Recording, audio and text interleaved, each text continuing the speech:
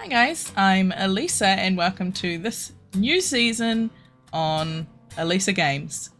This season we are doing a Spinwheel challenge and we are going to be letting the Spinwheel choose pretty much everything. Where we build, what map we're on, what sort of base we have, as well as some challenges and restrictions. Then on day 50 we spin the wheel again to get another challenge and another restriction. Any restrictions that clash or challenges that clash with our already pre-established game will be removed from the wheel, but then we'll get another challenge, we'll get another restriction, and it'll make the gameplay super interesting. So without further ado, let's get into it. Started out by spinning the wheel to find out what map we're going to be on.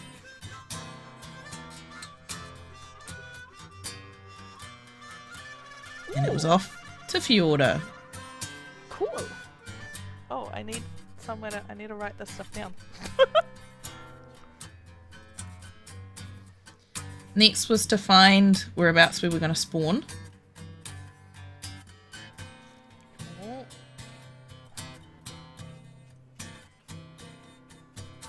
Okay, this is the one that I'm really interested in. Then And recording, right? it was the challenge.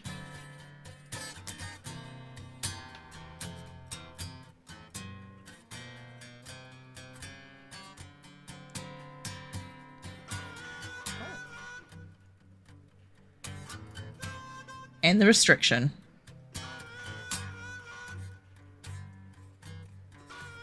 Oh! Okay. And I wasn't exactly happy about This not one having is gonna be flyers. Interesting.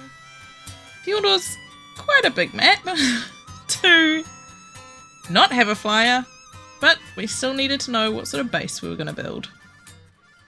And Okay. it was going to be a beach base for us. I referred to my little template as to where I had to spawn and got myself sorted, but apparently in single player, tribe mate still died.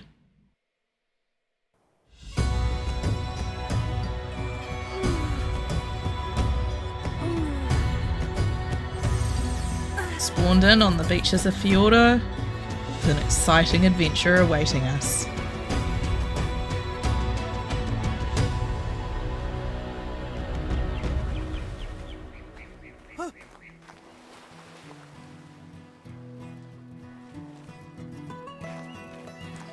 I wanted to get some high ground to try and see if anything was around. I knew sometimes in this area you could get Rexes and raptors and the like. It's not common, but it does happen. I wanted to make sure there was none nearby. I also knew Lonely Island over there doesn't really get those predators. Being that we just spawned in, I knew there was a chance that nothing else had spawned in yet either.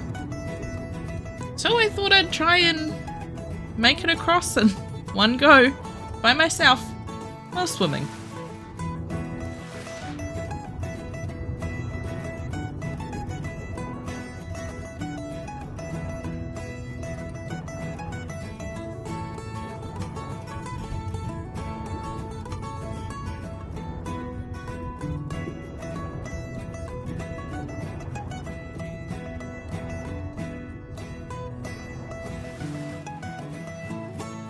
And sure enough, we made it most of the way with no problems.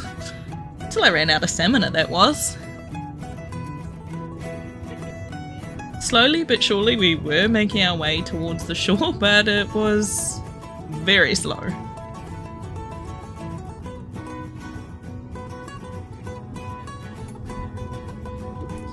Unfortunately, the audio levels on the recording are all out of whack, so most of the time you can't actually hear what I'm saying. I am saying things, sometimes.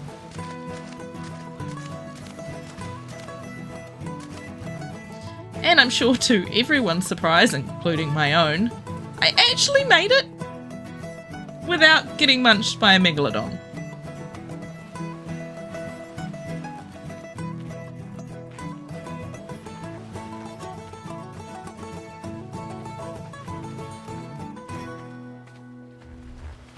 So I figured here was a good place to start getting some of those basic resources. There's also a chance of getting some tools out of these boxes. We needed a canoe, pretty much, so that I could find that ideal base spot.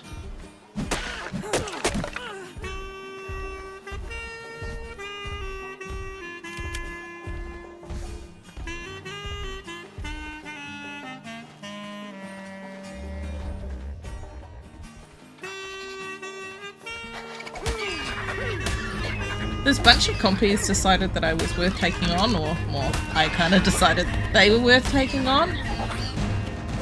So, we took on a couple of compies to get their juicy meat and their sweet, sweet hide.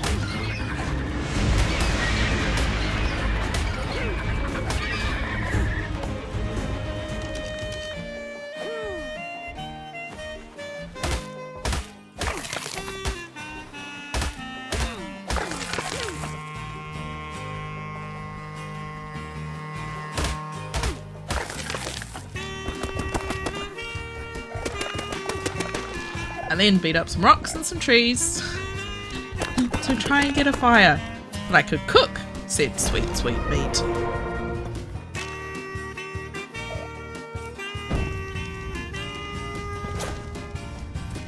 Pop down a couple of sleeping bags that if the worst does happen, I could respawn. Then as I was going down to get some water, I spotted a dilo. It kind of disappeared on me somehow. Got to where I'd seen it and it was gone, but it found me.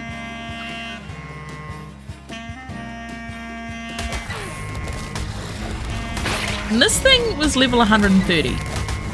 I forgot how much better the levels are on Fjorda than in the island.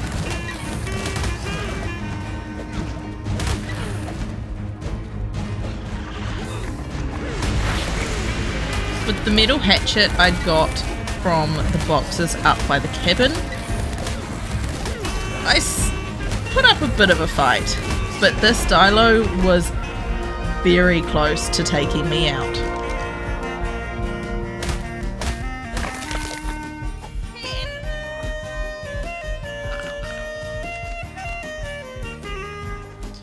I also went round and collected the first rune of this playthrough.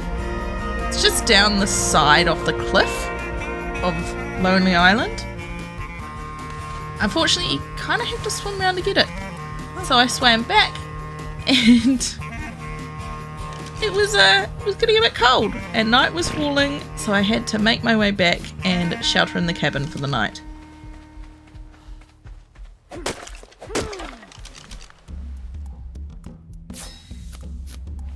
was starting to freeze, so made a torch, that way I can see and I won't die of the cold, hopefully.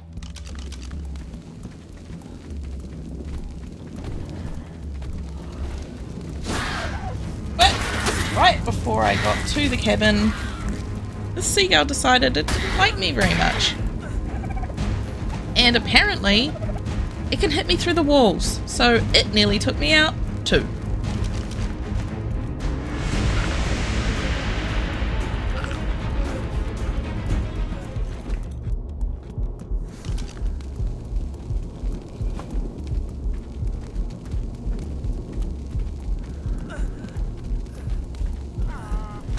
And it also managed to take out my campfire. So I was going to have to build another one of those to keep me warm.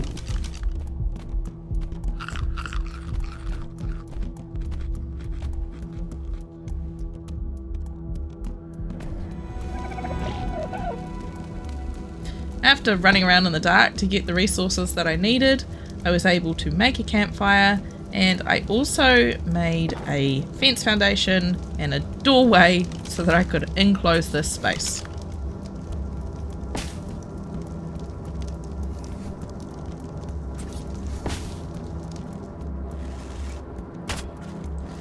And after collecting what felt like a stupid amount of resources for a canoe, I'd made the canoe up, but got down here and there was trike. It was away from any herds, and it was just too tempting. I could hide up on this rock without it being able to get me, and it was too good of an option for resources, so it ate some arrows.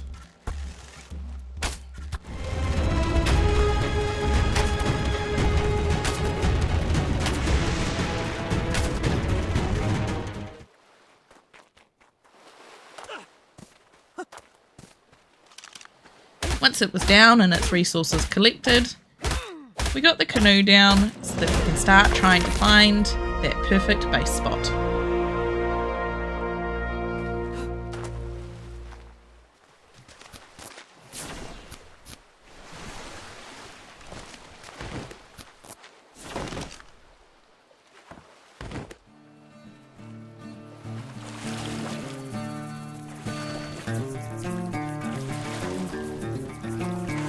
Right across the shore on the mainland was more shipwreck supplies, so I decided to get those too before heading on our way.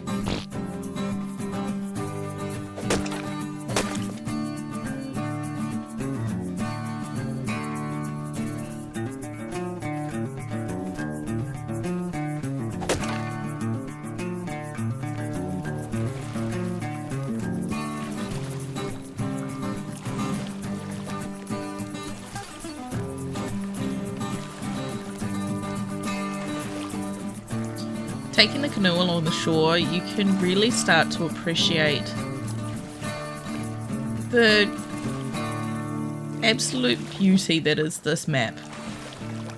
It is absolutely stunning to me, and the work that went into it is very appreciated in my eyes.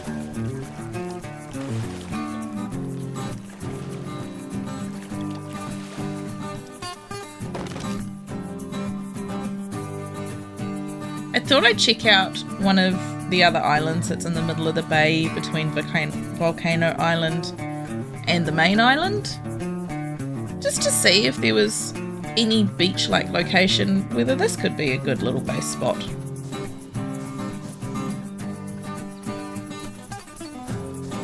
Unfortunately, I was kind of overweight from a drop that I'd collected and the shipwreck equipment, so I wasn't exactly moving very quickly. But that wasn't going to be a problem, right?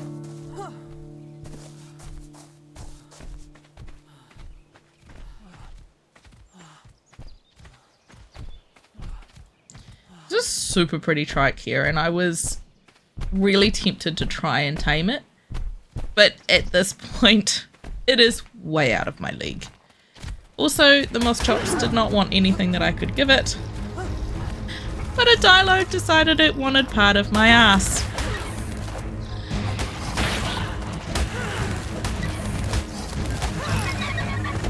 With it sneaking up on me, it had a good chance.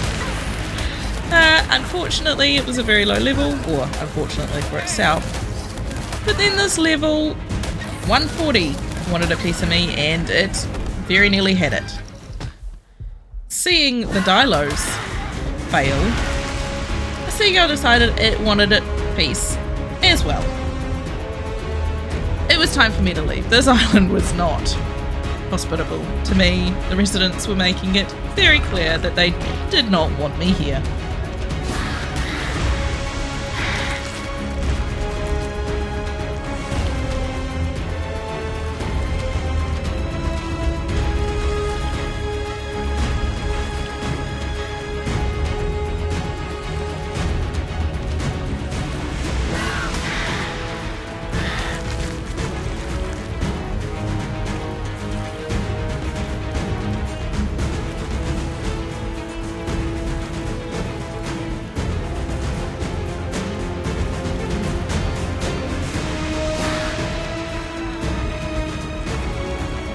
Thankfully, however, in the canoe, I was just fast enough to outrun the seagull, and it didn't manage to make a meal of me. Certainly gave it a good go, however.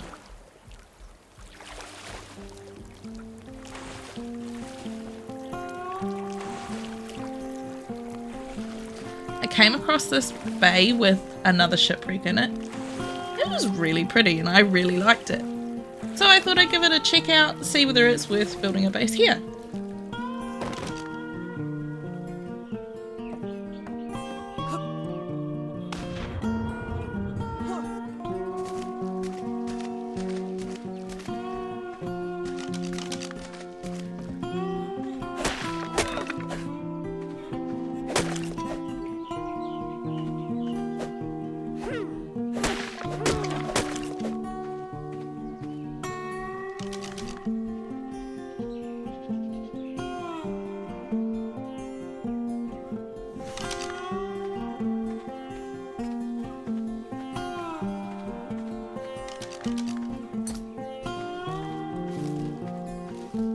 Unfortunately, I was still way too heavy, and at this point, I hadn't worked out that the canoe had its own inventory.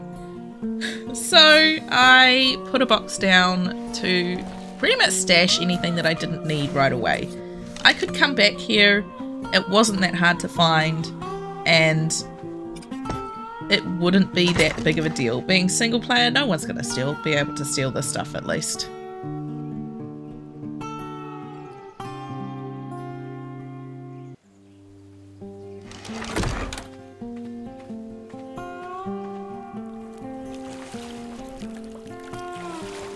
Then, as night was falling on day 2, I came across this pair of little beaches and I kind of really liked it.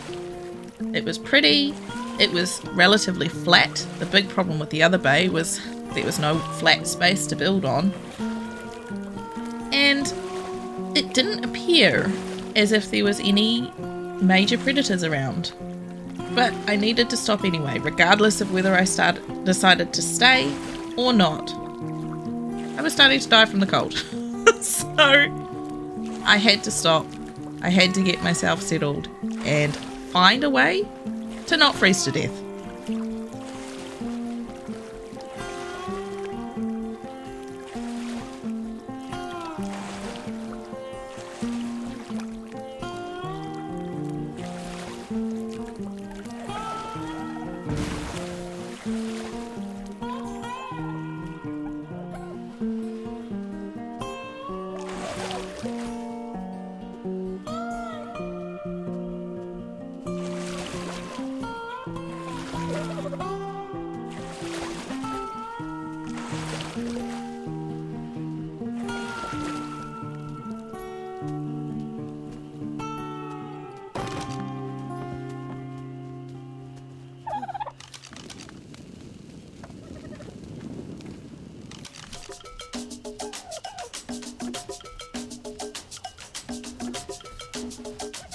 With the temperature dropping quickly, I had to get a move on. We needed stone, we needed flint, we needed wood, and thatch. Thankfully, along the beach, that's all super easy to come by.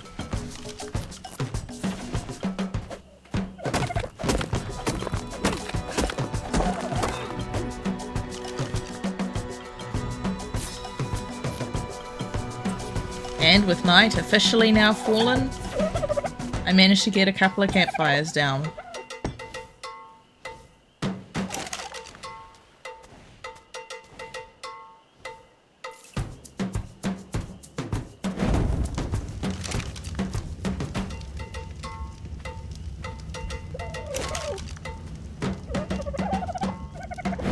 Unfortunately, 2 campfires was still not enough to stave off the cold, so I was going to have to get the resources for a 3rd.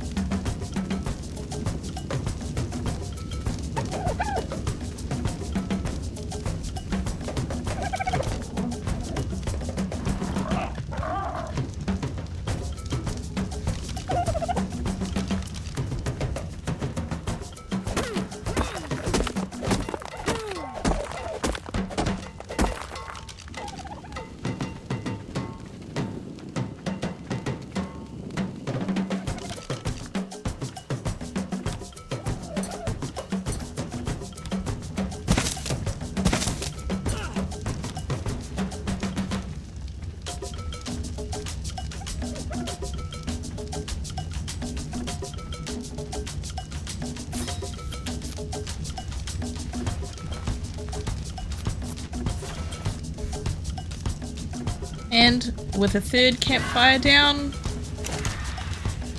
this was pretty much how I spent the whole night of day 2 into day 3.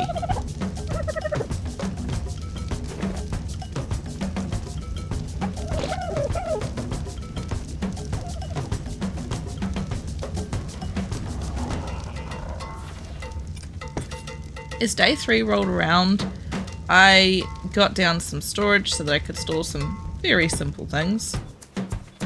Tamed a couple of lystros and a dodo and got to work on putting down some foundations. I decided we'd found our place.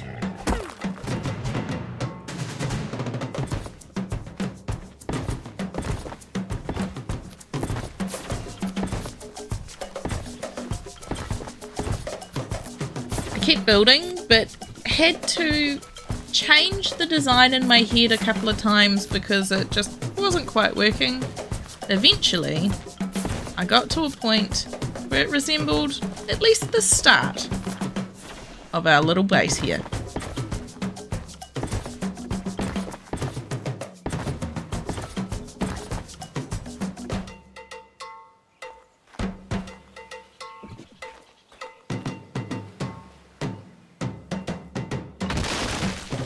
I also knew that without a roof over the lystros and the dodo, they were sitting ducks for the seagulls. The seagulls will take both of them given the chance. So I was pretty desperate to get a roof over top, and as we were coming to the end of day 3, we finally had a roof and a way to get up on top of it.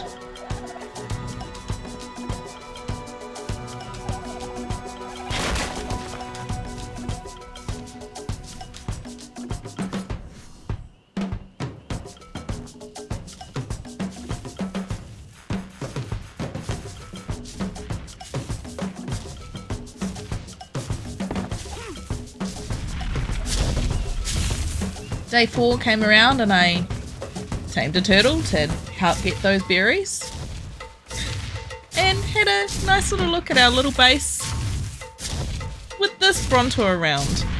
It literally kept trying to climb on top of the house. I don't know why it liked the house so much. We found a moss chops towards the end of the afternoon and I didn't notice the pego coming after us. It may have taken my mijo berries, but it was not going to get away with it. Unfortunately, however, it did manage to eat them all before I killed it. But it is what it is. I also wanted to get some levels on the moss chops, so I decided to try and take out this turtle, and all its friends also decided to join in. Thankfully, when moss chops are ridden, they're actually kind of beasts. They do really well. The turtles, even with 4 of them, are never going to be a match for this beautiful girl.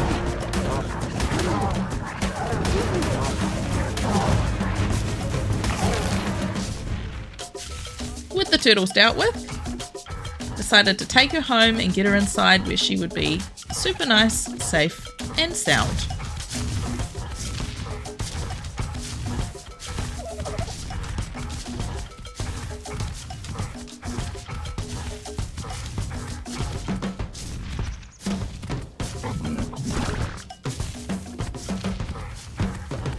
I got her inside and gave her the name that she deserved, and that rounded off the end of this episode. Thanks for watching, guys. If you enjoyed it, remember to subscribe, share it around. Thanks so much.